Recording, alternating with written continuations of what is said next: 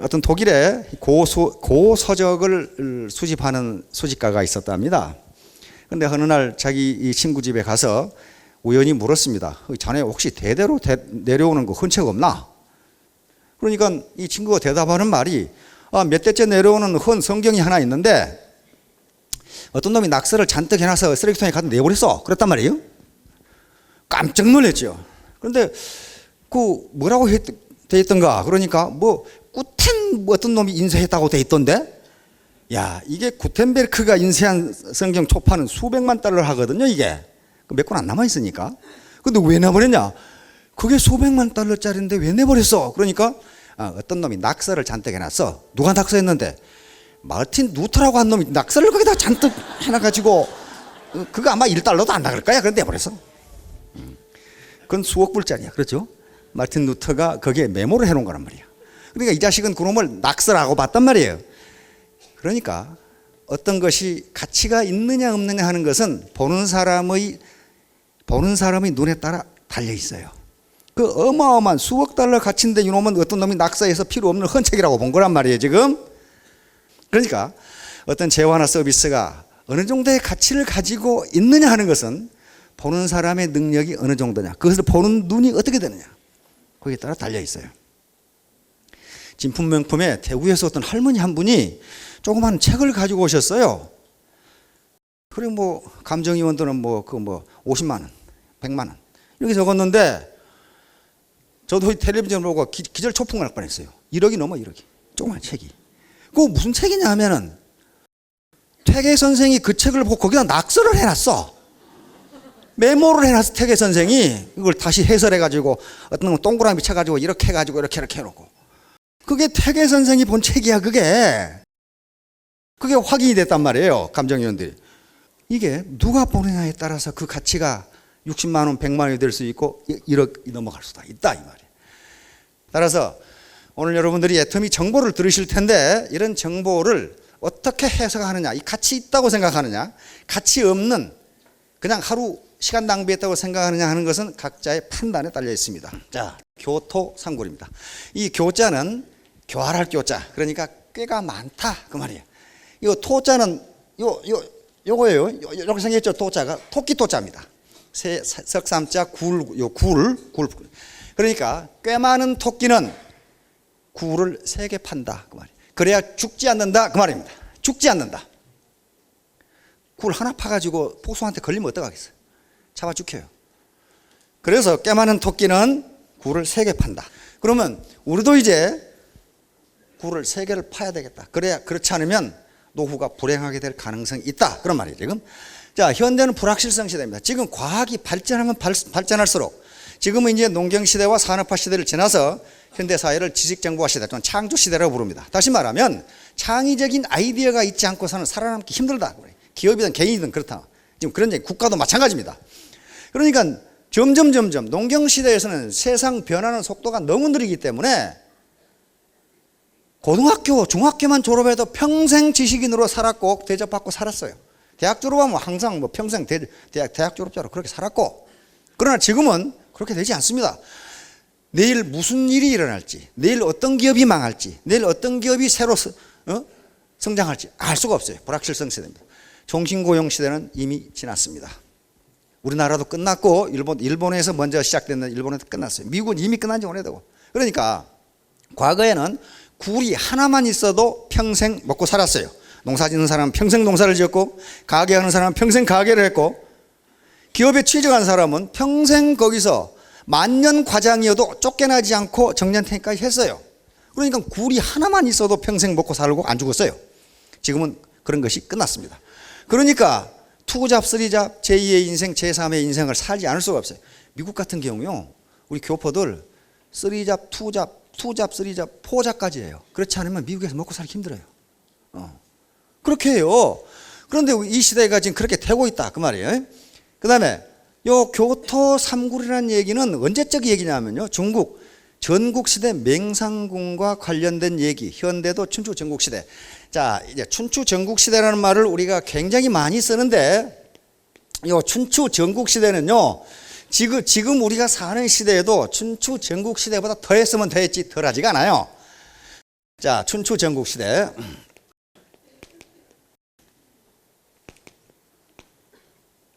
이 춘추 전국시대에 있었던 여러 가지 사람들의 전략이라든가 사상 이런 것들이 현대에도 그대로 적용되고 이때 이 스토리가 가장 많습니다. 그러면 이 춘추 전국시대는 지혜의 창고이고 요 교토 삼굴이라는 것도 전국시대에 있었던 얘기인데 이게 지금 뭔가 하는 얘기예요. 우리는 요 춘추 전국시대가 어떤 시대인가 하는 것을 이 매크로적인 거시적인 그 구도를 알고 있으면 이야기의 실체를 알 수가 있습니다. 자, 춘추 전국시대란 무엇인가? 우선 요 춘추 시대하고 전국 시대는 다릅니다.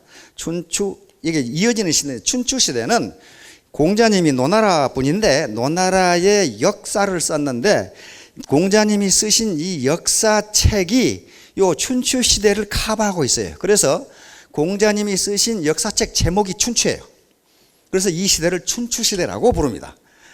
그리고 그 후에 한 300년간 죽으라고 싸우는데 이때 한나라에 유한이라는 사람이 쓴 전국책이라는 책이 있는데 그때 역사를 써놓은 거예요. 그래서 그 시대를 전국시대, 합해서 춘추 전국시대 이렇게 부릅니다. 그러면 이 시대가 언젠가 중국의 역사 그러니까 이게 왜 남나라 역사를 하나 하는데 그렇지 않습니다. 이게 황하문명이에요. 그 당시 무슨 옛날 고대에 뭐 국경이 있던 것도 아니고 사람이 너희는 한족 우리는 한민족 그런 게 없어요.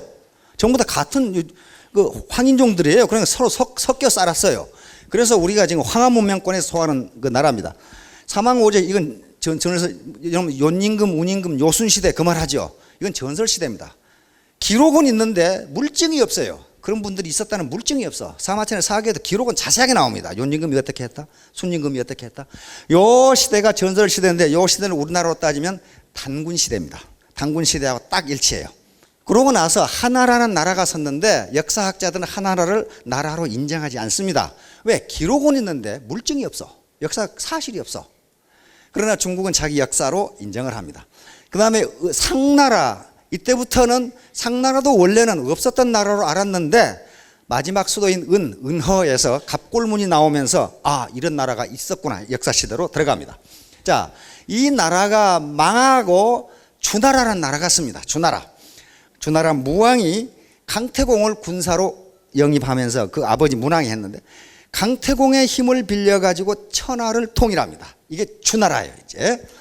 자, 그런데 현재 주나라의 모든 제도와 사상 그리고 예법은 중국에는 공산주의가 들어서면서 없어졌는데 우리나라에 그대로 나와 있어요.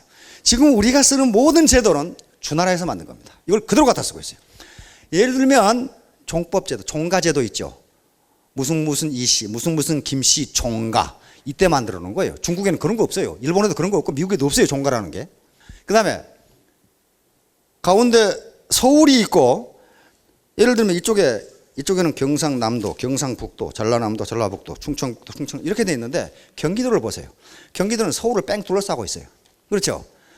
주나라에서 가운데를 왕이 직할 통치하고 그 주변을 기라고 그랬습니다. 기지방. 다시 말하면 서울의 기지방. 그게 경기도예요. 우리만 그렇게 쓰고 있어요. 이때 만들어 놓은 거예요. 그러니까 이런 식으로 주나라의 제도, 제법이라든가 예법 등이 다 이때 나온 거예요. 자, 그런데 주나라가 한 300년 지탱하다가 여기서 춘추 전국시대가 나옵니다. 그러면 이게 지금 무슨 시대인가 하는 겁니다. 자, 다음. 이게 이제 하상주 3대라는 게 중국 사람들이 항상 기본으로 삼는 역사가 여기입니다. 여러분, 뭐, 천하가 어떻고 그러는데요. 이게 지금 중국 땅덩어리인데, 여기 황하강 유역이 이게 하나라예요. 손바닥만 했어요. 그 다음에 상나라는 조금 이제 부족국가들입니다. 부족국가가 이렇게 모여 있어가지고 여기서 이쪽에 은어가 있는데 여기서 갑골문이 나온 거예요. 한자가 나온 거예요. 그리고 주나라가 씁니다. 주나라도 이제 조금 커지는데 그래도 황하유, 여기가 지금 양자강인데요. 이쪽에 양자강 이쪽으로는 없습니다. 여기만 황하강 유역에만 이렇게 모여 사는데 이게 황하문명이에요. 자, 이제 춘추 시대가 나옵니다. 다음. 이게 지금 봉건제도예요. 봉건제도는 이제 주나라가 무왕이 넓은 지역을 통일을 하다 보니까 그 당시 통신시설이나 교통시설이 좋은 것이 아니기 때문에 지방에서 누가 어떤 반란을 일으킬지를 알 수가 없어요. 그래서 걱정이 태산 같았어. 이때 무왕의 동생인 주공이라는 사람이 봉건 제도를 생각해냅니다. 다시 말하면 여기 이제 이 땅덩어리가 이렇게 있으면은 이 중앙을 왕실에서 직할 통치하고, 이게 이제 서울입니다. 왕실 사방 천리를 직할 통치하고, 여기는 어떻게 알 수가 없으니 이렇게 땅을 나눠 가지고 믿을 수 있는 사람들에게 여기에 제후로 삼습니다. 누가 믿을 수 있습니까? 무왕의 형제들이 무지무지 많아. 옛날 그 귀족들은 마누라가 무지하게 많죠. 그래서 아들이 무지하게 많으니까 무지하게 많아요. 그래서 무왕의 동생들을 전부 다 이쪽으로 왕으로 보냅니다. 왕으로 보내요. 그리고 자기가 천하를 통일하는데 도와줬던 참모들, 도저히 배반을 안 할 사람을 임금으로 해가지고 보내줘요. 여기 산동반도를 차지하고 있던 나라가 제나라인데, 요 제나라의 초대 임금이 강태공입니다. 강태공. 하여간에 이렇게 해서 자기 동생들과 신하들에게 나라를 준 것, 이걸 봉건이라고 합니다. 봉건. 봉토를 주었다 그 말이에요. 그런데 중앙에 있는 왕의 입장에서는 지방에서 이 동생들이 반란을 일으키지 않는다는 보장이 없어요. 지가 왕하겠다고, 지가 다 차지하겠다고. 그러면 통신이 있는 것도 아니고, 무슨 뭐 첩보원이 있는 것도 아니고, 교통이 뭐 잘 발달한 것도 아니고, 그러면 이걸 어떻게 해야 반란을 못 일으키게 하느냐 해서 만들어낸 제도가 종법제도예요. 우리 집이 큰 집이고 너희는 작은 집이고, 우리는 조상을 모시는 종묘가 있는데 너희들이 임마 제사 지내는데 돈도 내고 세금도 내고 어려운 일 있으면 와서 부욕도 해주고, 작은 집이 형님한테 와서 말이지, 아버지 집에 와서 그래야 될 거 아니냐. 그게 종법제도예요. 그러니까 저놈이 나쁜 짓을 하면, 형님의 말, 왕가의 말을 안 들으면 무력으로 치는 것이 아니라 저놈은 예를 모르는 놈이다. 인간 취급을 안 해. 그러니까 저놈은 권력자이기 전에 인간이 아니다, 이렇게 취급한 거야. 그러니까 아무도 배반을 못해. 저놈은 사람이 아니라는데. 사람이 아니라 그러면 어떻게 돼요? 국민들로부터 존경을 못 받아. 그렇죠? 그래서 이 종법제도 가지고 300년을 버팁니다. 그러니까 어떤 권력을, 군사력을 가지고 통치하는 것이 아니라 예라는 걸 가지고 통치를 해. 예. 자, 그런데 문제는 어디가 있냐면은 한 300년 지나니까, 처음에는 형님하고 동생만 살았는데 300년 지나니까 그 후손들이 저놈하고 나하고 무슨 관계가 있는데 이렇게 된 거야. 이제 제후들이 뭐 저놈이 우리 형님이라는데 글쎄 난 모르겠다 이게 지금. 그래가지고 싸우기 시작하는 게 춘추시대예요. 춘추시대는 그래도 종가에 대한 종가를 무시하지 못해요. 왜냐하면은 요 제후국에서 요 제후국을 먹어야 되겠는데 무슨 명분이 없어.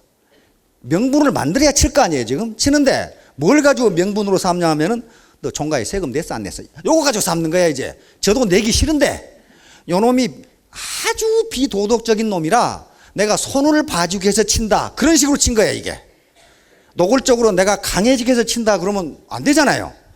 요 놈이 인간적으로 못됐으니까 내가 따기를 한 대 갈겨주려고 친다, 그런 방법으로 친 게 춘추시대예요. 그때는 그래도 형님 댁을 존경을 해줬어요. 전국시대가 되면요, 종가고 나발이고 나 모르겠고, 요게 전국시대예요 이제. 자, 요 시대 이야기입니다. 이제 요 시대. 그런데 여태 왕이 있고 제후들이 이렇게 경대, 이 사람들도 전부 다 뭘 가지고 있냐면 자기 봉토를 가지고 있어요. 자기 땅을 가지고 있어. 자기 군대를 가지고 있고, 요 사가 있는데, 선비라는 개념은 우리 조선에서 만들어낸 개념이고, 이 사는요 무사입니다. 무사. 그러니까 평시에는 국가의 행정을 보고 전투가 벌어지면 가본 입고 칼 차고 나가서 전투하는 병력들이에요. 이게 사. 자, 이렇게 구성이 되어 있어요. 자, 그다음. 그래서 춘추시대 이런 나라들이, 여기 주나라 요 낙양이, 낙양이라고 돼. 원래 수도가 여기는 이쪽으로 옮겼어요. 이쪽에 쫓겨났어요. 그러니까 이때부터 이쪽으로, 여기서 이쪽으로 옮겼다는 건 뭡니까? 이제 제후국을 당하지 못하는 거예요. 중앙 왕실이 권위가 떨어진 거예요. 수도로 옮겼어요. 그래서 이때부터를 춘추시대라고 부릅니다. 이제 중앙의 권위가 먹혀 들어가지를 않아. 이제 전국시대 다 망하고 없죠. 춘추시대가 지나면서 하나하나 옆에 놈을 잡아먹어. 힘이 없던 진나라가 커지기 시작해. 진시황 아시죠? 이게 커지기 시작해. 이쪽으로 이렇게 지금 커져요. 이 시대에 요 제나라의 맹상군이라고 하는 사람이 나타난 거예요. 맹상군은 제나라 사람인데요. 맹상군의 아버지는 전영이라고 하는 제나라의 왕손입니다. 제나라의 장군이자 제나라의 재상이었어요. 그냥 제나라 귀족이죠. 제나라 공자예요. 무지무지 잘 살았겠죠. 잘 살면 마누라가 많아. 그래가지고 이 전영의 아들이 40명이야. 그 중에 아들 하나가 전문이라는 아들이 있었어요. 전문이라는 아들이 있었는데 이 아들은 이 신분이 천한 첩에서 난 아들이야. 근데 생일이 5월 5일이었어요. 근데 중국의 속설에 생일이 5월 5일인 놈은 그놈이 키가 문에 닿을 정도로 크면 반드시 부모를 해친다. 그렇게 무슨 미신이 있어. 그래가지고 5월 5일 날 전문을 나니까 그 첩에게 저 자식을 키우지 말고 죽이라 그랬어요. 근데 엄마 입장에서 얘를 어떻게 죽입니까? 그렇죠. 그래서 이 엄마가 아들을 전문을 몰래 기르었어요. 몰래 기를 만도 하지요. 아들이 40명이나 되니까 어떤 놈이 그런지 죽었는지 모를 거 아니에요, 지금. 몰래 길렀어요. 그런데 이놈이 장성을 하게 됐어. 장성하게 되니까 그 형들이 많으니까 형들이 그래도 아버지를 한번 만나보고 인사라도 드려야 될 거 아니냐. 아버지를 한 번도 못 봤거든. 그래서 그 어머니하고 아버지한테 가서 인사를 드렸단 말이에요. 형들이 주선해가지고. 그런데 엄마는 어떻게 하겠어요? 사신 한번 떨지요. 여긴 재상이고 이건 첩이야. 그러니까 이 전영이라는 재상이야. 노발대발한 거지. 그래 키우지 말라는데 말이야. 키웠다고. 엄마는 아무 말도 못하죠. 그래 이 전문이 아버지한테 물었어요. 아버님 5월 5일 날 태어난 아들을 왜 키우지 말라고 했습니까? 그러니까 이놈아 전통적으로 5월 5일에 태어난 놈은 그놈의 키가 문에 닿을 만큼 크면 부모를 반드시 해친다고 되어 있다. 그래서 못 키우게 한 거다. 이렇게 대답을 했단 말이에요. 그러니까 전문이 그럼 아버지 인간의 생명은 하늘로부터 받아서 태어나는 겁니까? 문에서 받아 태어난 겁니까? 이렇게 물었단 말이에요. 갑자기 돌변스러운 질문에 전영이 아무 말도 못하고 있으니까 전문이 만약에 하늘로부터 받아서 인간이 태어난다면 생명을 받아 태어난다면 아버님은 걱정하실 필요가 없고 왜냐하면 하늘이 알아서 하실 테니까. 그 다음에 문에서 받아서 태어난다면 문의 높이를 무지무지하게 높이 하면 그 정도 키가 큰 놈은 없을 거 아니냐 그 말이야. 그러면 되는 거지. 그거 들어보니까 그럴듯하거든. 그래서 그 뒤로 이 아들이 아버지를 계속 컨설팅하게 됩니다. 아버지한테 뭐라 했냐면은 저는 뭡니까? 내 아들이지. 내 아들은 아버지한테 뭡니까? 손자지. 그 손자의 아들은 뭡니까? 현손이지. 그 현손의 아들은 또 뭡니까? 이러면 뭡니까? 이러면 아이가 내가 어떻게 알아? 그랬단 말이에요. 그러니까 전문이 아버님 보십시오. 아버님의 재산은 창고에 금은보화가 넘쳐나고 저쪽 궁궐에는 아름다운 미녀가 넘쳐나고 가축이 넘쳐나는데 백성들은 지금 헐벗고 있습니다. 선비들은 전부 굶주리고 있습니다. 아버님이 장군을 했고 이 나라 재상을 했는데 이 제나라의 땅을 한 평이라도 넓혔습니까? 그것은 뭐 때문에 그러느냐? 아버님 밑에 인재가 없기 때문에 그렇습니다. 이렇게 된 거야. 그러니까 그 전영 저 재상이 들어보니까 그 맞는 얘기야. 지금 자기는 잘 먹고 잘 사는데 백성들이 지금 힘들단 말이야. 그래서 이 전문한테 자기 전문을 자기 후계자로 삼고 빈객들을 대우하도록 합니다. 그러니까 이분이 바로 맹상군이라는 사람이에요. 이 사람이 이렇게 많은 빈객들을 식객들을 아주 그 신분에 관계없이 대접한다는 소문이 드니까 전국에서 인재들이 구름같이 몰려들었어요. 사기에는 3,000명이라고 되어 있습니다. 그런데 이런 식으로 맹상군이 현명하고 그 다음에 경망이 있다는 소문이 나니까 앞에 전국시대 진나라부터 시작해서 각 나라 임금들이 맹상군을 자기의 재상으로 쓰려고 합니다. 근데 그때 이쪽에 그 전국시대 가장 강한 나라가 진나라였어요. 진나라 소왕이라는 사람이 맹상군을 불렀어요. 우리나라에 와서 재상을 좀 하게. 다시 말하면 오늘날 같은 국무총리를 시켜주겠다 이게 지금. 그래서 두 번째 불러서 맹상군이 진나라에 가자. 소왕은 국무총리를 하라고 재상을 하라고 재상으로 임명을 합니다. 근데 임명을 하면은 어떻게 됩니까? 그 옆에 붙어있는 놈 중에 재상을 하고 싶은 놈이 있는데 그 놈이 또 모함을 하죠. 소왕한테 쏘삭쏘삭 그랬어요. 폐하, 저놈은 근본적으로 제 나라 놈이기 때문에 제 나라하고 진 나라하고 이익 충돌이 생기면 제 나라 편을 들 겁니다. 그러면 진 나라가 손해를 봐가지고 진 나라가 망합니다. 자식을 죽이십시오. 소왕이 들어보니까 그럴듯하거든. 그래서 당장 이 자식을 잡아가지고 감옥에 가둬가지고 내일 죽여버리려고 이제 감옥에 가다 놨어요. 이거 큰일 났잖아 이거. 큰일 났잖아 이거. 도망가야 되는데 저놈을 살려두면 안 된다 이게. 살려두면 어디 가서 재상을 하면 그 나라가 강해져가지고 우리가 망한다 이거야 지금. 그러니까 이놈을 죽이라 이게. 그리고 소왕이 들어보니까 그럴 것 같아. 이게 큰일 났어요. 그런데 항상 거기에 누가 끼어드느냐? 여자가 끼어들어요. 이 따라간 식객들이 소왕이 가장 사랑하는 예첩을 국어 삶아가지고 예첩도로 석방을 하도록 합시다. 그래서 사랑하는 예첩을 측근을 보냈어요. 보냈더니 오늘날 같은 밍크 코트를 한 불 주라 이거야. 밍크 코트. 여우 요 겨드랑이 가죽이 무지무지 부드럽다네. 그걸로 만든 요 코트가 있대요. 근데 그건 누구한테 주로 선물하냐면 임금들한테 선물하는 거예요. 그 당시에 하더라도 여우를 몇 마리를 잡아야 겨드랑이 가죽으로 옷을 만들겠어요. 근데 그걸 맹상군이 하나를 가져왔는데 국무총리를 시켜준다는 임금에게 줘버렸어요. 이미 없어 지금. 그래서 먹물개나 먹었다는 유식한 이 식객들한테 수행원들한테 그거 어떻게 했으면 좋겠냐. 방법이 어떻게 하겠어요. 근데 그 말석에 짐지고 따라온 식객 하나가 좀 도둑질을 아주 천재적으로 하는 놈이 있었어. 도둑질의 아주 대가야. 어떻게 도둑질을 하느냐. 요놈이 네 발로 기어가면 개가 기어가는지 사람이 기어가는지 몰라. 개 흉내를 잘 내. 그래가지고 그놈이 그거 문제없다 이거야. 근데 궁중 임금 자는 데 가서 그거 가지고 어떻게 돼. 그래가지고 요놈이 식은죽 먹기로 그걸 가져와 버렸어 다시. 그래가지고 예첩한테 주니까 예첩이 즉각 뛰어가서 어떻게 구워 삶았는지 소왕이 석방하라 이렇게 된 거예요 지금. 근데 그 밤중으로 도망가야 돼. 마음 변하기 전에 도망가야 되거든. 근데 국경 관문을 통과해야 되잖아요. 통과를 하면 통행증이 있어야 되는데 또 통행증 위조의 전문가가 있었어 거기 이제 수행원 중에. 통행증을 위조해가지고 함곡관이라고 하는 관문을 넘어야 국경을 넘게 됩니다. 함곡관은 굉장히 험한 중국에서 가장 유명한 관문 중에 하나죠. 함곡관. 양쪽으로 이렇게 벼랑이 아주 낭떠러지가 이렇게 있고 여기에 골짜기가 8km가 되는데 여기에 관문이 있단 말이에요. 그러니까 도망을 못 가 여기를 막아버리면. 그런데 함곡관에 도달을 했는데 소왕은 이미 저 자식을 죽여야 하는데 하고 있다가 감옥에 가보니까 도망가고 없어. 그러니까 추격들이 쫓아오고 있는 게 잡아 죽이려고 지금. 그런데 함곡관이 문을 열어야 되는데 문을 언제 여냐 하면 닭이 울 때 문을 열게 돼 있어요. 근데 밤중에 무슨 놈의 닭이 울어. 그런데 수행원 중에 닭 울음소리를 기가 막히게 내는 놈이 또 한 놈이 있었단 말이에요.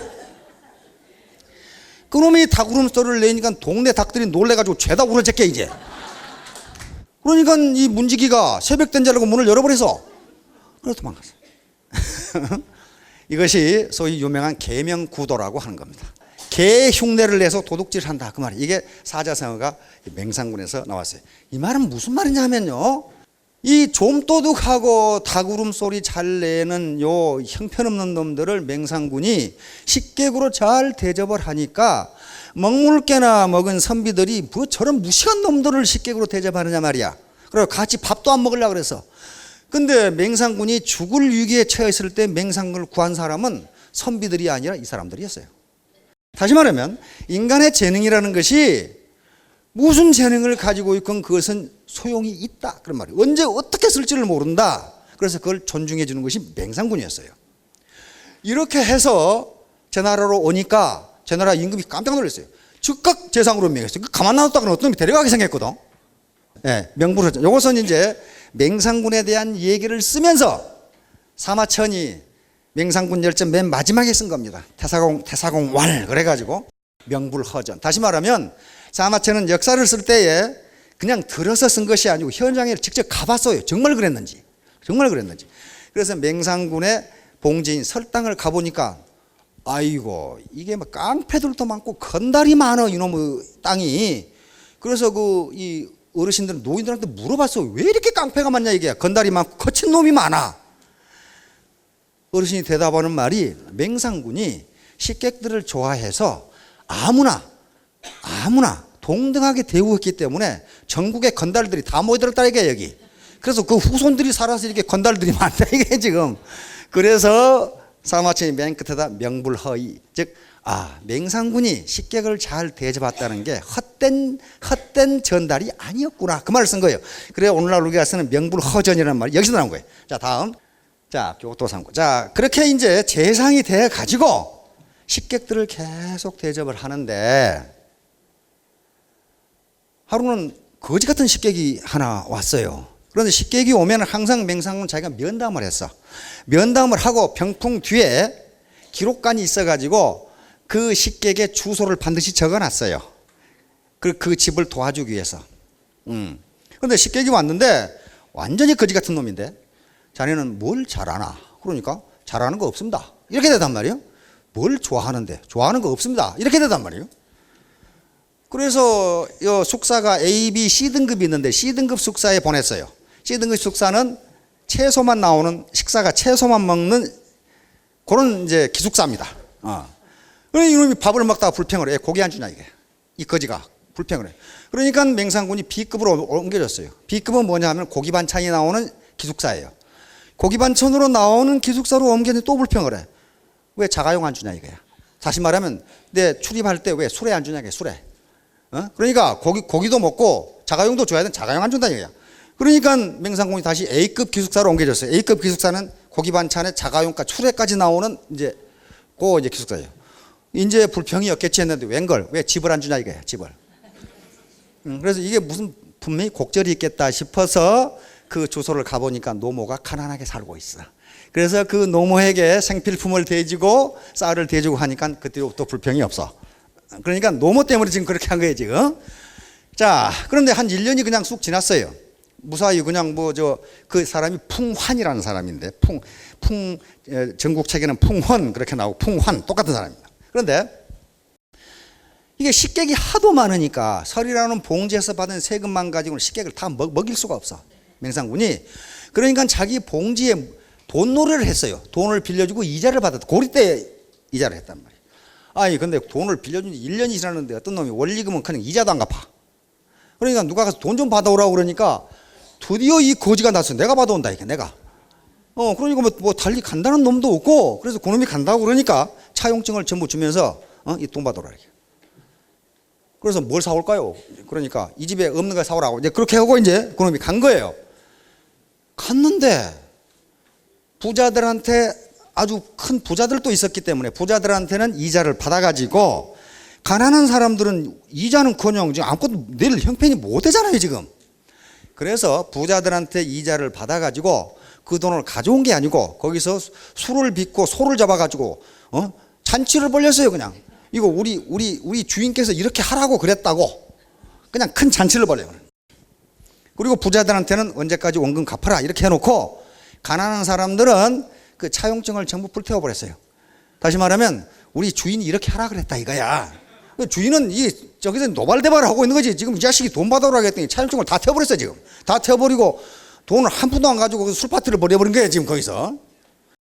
그러나 와서 왜 그렇게 됐느냐. 그래서 맹상군에게 이 풍안이 설명을 합니다. 일국의 재상인데 그 백성이 재상님의 이 식구들이나 같은 사람인데 그 사람들에 대해서 생각해 본 적이 있느냐 이게. 지금 호지책이 어려운 사람들이 있는데 거기서 돈 벌어가지고 여기서 식객 먹인다는 게 말이 되겠냐 이런 얘기를 한 거야. 그럼 자네 뭐 싸웠냐 그랬더니 이 집에 창고에는 금은보화가 가득하고 뒤채에는 미녀들이 가득한데 이 집에 없는 것이 의밖에 없는 것은 의입니다. 의로움이란 게 없어서 내가 그걸 사왔습니다. 그런 거야 이제. 그래가지고 또 1년 지났어요. 그냥 껄껄껄 웃고 말았는데 1년 지났는데 그 민왕이라는 제나라 왕이 요 맹상군을 재상에서 해임시켜 버렸어요. 왜냐하면 왕은 밑에 사람이 너무 백성들부터 존경을 받고 능력이 있으면은 그걸 죽입니다. 반드시 죽여. 난세에는 똑똑한 놈이 필요한데 치세가 되면은 무지무지 멍청하고 말 잘 듣는 놈이 제일 좋아요. 그래서 고래로 왕들은 밑에 똑똑한 신하가 나오면 반드시 뭔가 뒤집어 씌워서 죽였어요. 맹상군이 그 위기에 처해 있습니다. 그래서 풍한이, 식객은 다 떠나고 먹을 것이 없잖아요. 권력도 없어져 버렸잖아요. 이거 죽게 생겼거든. 그래서 풍한이 설당으로 가십시다. 설당에 가니까 백성들이 우리 맹상군 대가 모신다고 난리 법석이야. 뭐 그때 통신이 있고 뭐 신문이 있는 것이 아니까 사실은 이랬다 그런 것이 아니거든. 하여간 주인이 그랬다고 해서 주인이 우리 맹산군 영감이 차용증 다 불태워버리고 잔치해 주라고 해서 해줬다. 그러니까 그쪽 백성들은 그런 줄 알죠. 그러니까 맹산군이 온다고 그러니까 200, 200까지 나와가지고 맹산군 만세를 부른 거야. 그러니까 맹산군이 풍한에게 하는 얘기가 자네가 사왔다는 의가 이거라는 걸 이제 알았네. 그랬단 말이에요. 근데 맹산군이 이제 굴 하나 팠습니다. 그런데 앞으로 굴을 2개를 더 파지 않으면 주인께서는 잡아 죽습니다. 살지 못합니다. 그런다. 앞으로 제가 굴을 2개 더 파겠습니다. 하나는 팠다 얘기야. 지금 이 옛날에 파놨지요. 이쪽에 지금 몸을 의탁할 곳을 만들어 놨어요. 백성들이 배쳐가지 않아 거기 가면. 저놈 죽여라 안 그런단 말이에요 지금. 그래서 금은보와 맹산군이 가지고 있는 살림살이를 다 싣고 옆에 있는 제후 양나라로 가가지고 양나라 임금에게 풍한이 맹산군이 지금 해임됐는데 이 사람을 맨 먼저 재상으로 등용한 나라가 천하를 차지할 겁니다. 안 그래도 지금 양나라의 해왕도 맹산군을 재상으로 삼고 싶은데 금 500근을 가져와서 그러면서 맹산군을 이제 빨리 모셔오십시오. 이렇게 된 거야 이제. 그래가지고 금 1000근에다가 가득 보물을 싣고 맹산군한테 갔어요. 갔는데 풍한은 먼저 와가지고 오면은 반드시 거절하십시오. 이렇게 된 거예요 이제. 3번 이상 계속 거절하라고 그랬단 말이에요. 그러니까 어떻게 됩니까? 금은보화가 점점 많아져. 아이고 적어서 그런가 보다. 그러면 국경을 통과할 때 그 제나라 임금에게 보고가 되겠죠. 양나라에서 보물을 싣고 가서 맹산군을 모셔가려고 그럽니다. 이게 첩보가 들어가겠죠 왕에게. 그러니까 민왕이 깜짝 놀래가지고 저 자식을 뺏겠다가는 큰일 나겠다 싶어가지고 다시 재상으로 고용을 합니다. 그러면서 봉지를 더 주고 보물을 더 줘요. 이제 굴 2개 팠습니다. 그런데 굴 2개만 가지고는 곧 죽습니다. 하나를 더 파야 됩니다. 3개가 있어야 삽니다. 그 무슨 굴? 그건 내가 알아서 팔 거니까. 조금 불민한 임금의 민왕을 풍한이 설득을 해가지고 제나라의 종묘를 맹산군의 영지에다 건설하도록 만듭니다. 종묘. 서울 가면 종묘 있죠. 역대 임금의 위패를 모시는 사당이야. 그러니까 종묘가 있는 것을 어떤 놈이 군대가 간다. 그러면 대역죄로 맞아 죽거든. 그러니까 아무도 종묘가 있는 땅은 쳐들어가지를 못해요. 그래서 종묘를 맹산군의 영지에 만듭니다. 그것이 끝나자 풍한은 맹산군에게 이제 굴 3개 다 팠습니다. 이제 고침 높은 베개를 베고 편하게 주무셔도 간섭하는 놈이 없을 겁니다. 그 뒤로 맹산군은 수십 년 재상을 했는데 아무도 간섭하는 놈이 없어. 그걸 누가 지금 조상의 이 제나라 임금님들의 역대 임금님들의 위패가 모셔진 종묘 있는데 어떤 놈이 쳐들어오겠어? 자, 이와 같이 현대 사회도 불확실성 시대, 춘추 전국 시대와 같은 시대라고 본다면 굴 3개는 있어야 아마 살아남으실 겁니다. 지금까지 여러분들은 굴 1개 파왔죠? 지금까지 해온 것이 굴 하나예요. 그것 가지고 지금까지 살아남으셨잖아요. 어떤 건 살아남았어요. 안 죽고 살아남았어. 그 굴이 지금 그 역할을 해준 거거든요. 뭐 회사에 있었건 구멍가게를 했건 뭐 미장원을 했건 노래방을 했건 하여간 그거 가지고 그 굴 속에서 살아왔어요. 근데 그게 잘 안 돼. 굴 2개를 더 파야 되는데 1개는 지금 국가에서 파고 있어요. 국민연금 그거 파고 있어요. 근데 좀 굴이 좀 작아 그게. 그것만 가지고 목숨을 이 안전이 보장이 안 돼요. 그러면 굴을 하나 더 파셔야 됐는데 제가 생각하는 굴 하나는 애터미 굴을 파서 여기서 팔만한 것인지를 한번 생각해 보시라 그 말이에요. 지금 이게 내 생명을 보장해 줄 수 있는 굴인지를 그 제가 판단할 수 없어요. 스스로 정보를 수집해서 판단해 보셔야 돼요. 풍한처럼. 그래서 이 굴이 정말 안전한 굴이라 생각하신다면은 베개를 높이 비고 주무셔도 된다. 그런 말이에요, 지금. 예, 요게 토끼굴이에요. 요 토끼굴. 요걸 3개를 팔아. 그 말이에요, 지금. 자, 다음. 3개 지금 굴을 가져야 하는 시대입니다. 옛날에는 굴 하나만 있어도 농사 지었어도 평생 먹고 살았어요. 자식 공부시키고 다 했습니다. 회사에 취직해서 평생 정년퇴임까지 할 수 있었어요. 지금은 그렇게 되지 않는다는 거예요. 그 굴 하나 가지고는 안 된다는 거예요. 자, 탈토지. 요건 손자병법에 나오는 얘기입니다. 또 토끼가 또 나와요. 손자병법 9지편에 나오는 얘기인데 손자병법이니까 뭡니까? 적을 어떻게 물리치느냐 하는 방법이죠. 여러분들의 적은 뭡니까? 경제적 어려움이라는 적이에요. 요 적을 어떻게 물리칠 것이냐. 탈토지세. 요 토끼가 또 나와요. 어떻게 하느냐. 토끼가 올무에 걸렸다가 올무에 빠져나와서 도망가는 걸 생각해 보세요. 정말 뭐가 떨어지도록 도망가겠죠. 그렇게 빨리 움직여라 그런 말이에요. 그런데 아주 기가 막힌 말이 있어요. 시여 처녀 후여 탈토 이렇게 돼 있어요. 시작은 처녀처럼 후에는 도망가는 토끼처럼 빠르게 하라 그런 말이에요 지금. 그러니까 처음에는 처녀가 어떻게 행동합니까? 막 천방지축으로 날뛰고 그럽니까? 그건 처녀가 아니에요. 분명히 아닐 거예요 그건. 처녀의 행동은 매우 조심스럽고 정숙하고 한번 살펴보고 그게 처녀예요. 있는 듯 없는 듯. 제가 한 말이에요. 손자가 한 말이에요. 손자 병법에 구지편에 이 말이 나와 있어요. 처음에는 처녀처럼 나중에는 올무에 걸렸다가 도망가는 토끼처럼 신속하게 적을 치지 않으면 이길 수 없다 그런 말이에요 지금. 저기 항거할 시간을 주지 말라 이렇게 돼 있어요. 그러니까 여러분들이 처음에 애터미 사업 구를 팔 것인가 말 것인가를 결정하시기 전까지는 처녀처럼 하라 이게. 아주 조심스럽게 조용하게 살펴보고 꼼꼼하게 따져보고 그렇게 해야지 천방지축으로 해가지고는 그게 뭔가 좀 이상하단 말이야. 그러나 일단 옳다고 생각하면 덫에 걸렸다가 달아난 토끼처럼 부지런하게 하라 그 말이에요. 그래야만 적이 항거할 시간이 없다 요 말이에요. 자, 그래서 탈토지세로 패러다임 요 생각을 바꿔야 되고 그 다음에 탈토지세로 경제적 어려움에서 벗어나야지. 아이고 천천히 하지 뭐 천천히 할 시간이 없어요. 이런 식으로 신속하게 위기를 탈출해야지 여기서 기어 올라가 가지고 이렇게 안 된다 이 말이에요. 지금 탈토지세입니다. 토끼가 탈출하는 것처럼 신속하게 행동하라 그 말. 자, 다음. 여기 나오신 분들이 뭐 그렇게 똑똑하고 무슨 가방끈도 별로 안 긴 것 같은데 어떻게 2년 만에 2억이 되고 3억이 되고. 근데 여러분 보세요. 뭐 눈이 3개 달렸습니까? 코가 3개 달렸습니까? 안 그래요. 또 직업이 뭐 비가 번쩍 뭐 장군입니까? 그런 거 아닙니다. 어떻게 이게 가능할까요? 어떻게 가능할까? 곱셈의 법칙이 작용하기 때문에 이게 그렇게 되는 겁니다. 곱셈의 법칙이 작용하지 않으면요, 이 용 빼는 재주가 있어서 그렇게 못합니다. 종업원들에게 임금을 주기 시에라는 구두쇠 사장님이 있는데 어떤 사람이 와서 사장님, 저는 오늘 1원만 주시고 내일 2원 주고 모레 4원 주고 그렇게 한 달만 주십시오. 그러니까 가만히 계산해보니까 3,000원이면 되겠거든. 옳거니 그렇게 하자 이렇게 되단 말이에요. 근데 과연 3,000원이면 되는가 보세요. 1원, 2원, 4원, 8원.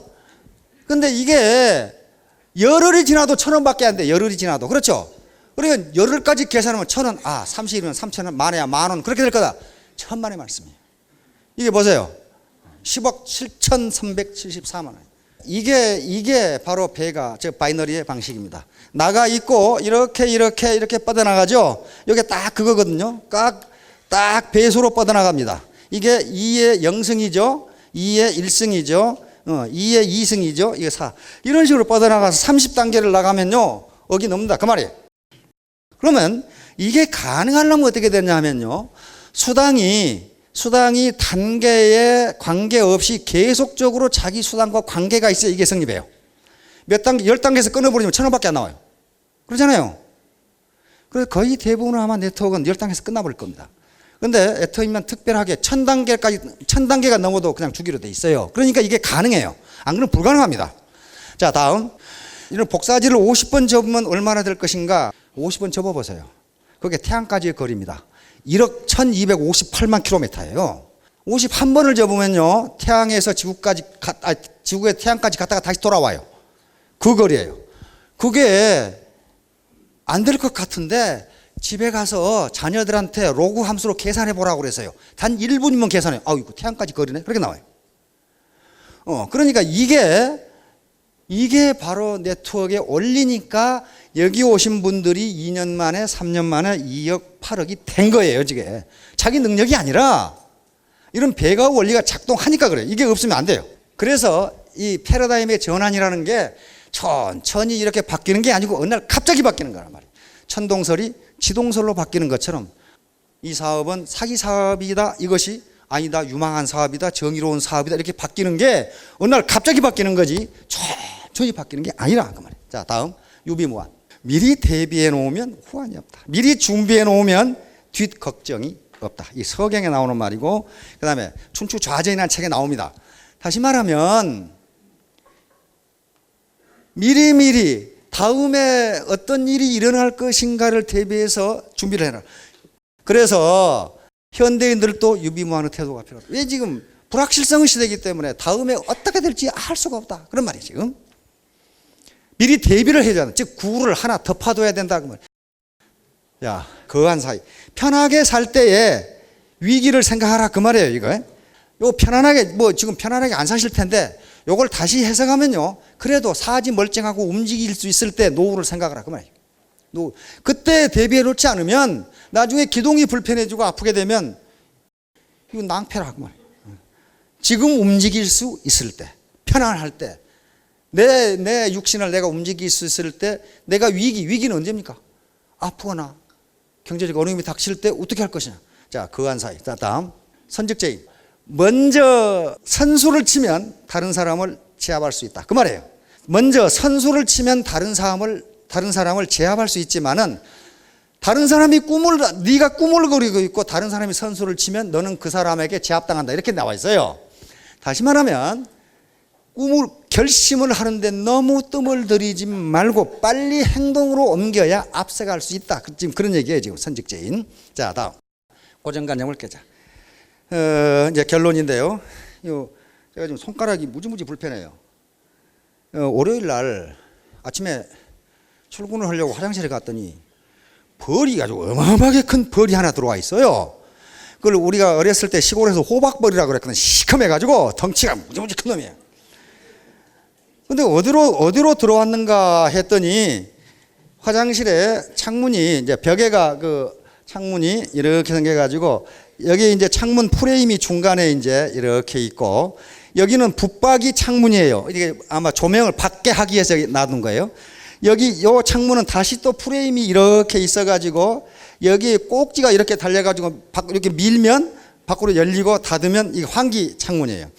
근데 이제 이게 이제 봄이니까 이 환기 창을 열어놨단 말이에요. 열어놓으니까 이쪽으로 들어온 것 같아. 들어왔는데 이 어마어마하게 시커먼 덩치가 무지무지 큰 놈이 여기서 계속 이렇게 날아다니는 거예요.